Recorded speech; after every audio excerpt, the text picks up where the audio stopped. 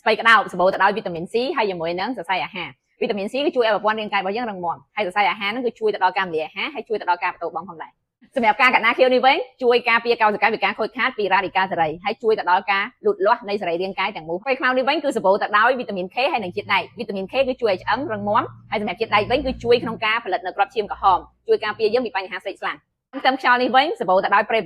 prebiotic គឺជាចំណីអាហាររបស់ពួកបាក់តេរីល្អៗដែលមាននៅពោះវៀនរបស់យើងអញ្ចឹងវាជួយក្នុងការរំលាយអាហារហើយវាជួយឲ្យបង្កើនការស្រូបអាហាររបស់យើងនឹងបានល្អប្រសើរជាងមុនសម្រាប់ការ៉ុតបងប្អូនទាំងអស់គ្នាដឹងហើយមែនអត់គឺវាមានតួនាទីជួយផ្ដោតសំខាន់ជាងគេគឺទៅលើភ្នែកប៉ុន្តែក៏វាមានតួនាទីសម្រាប់ជួយទៅលើស្បែករបស់យើងផងដែរ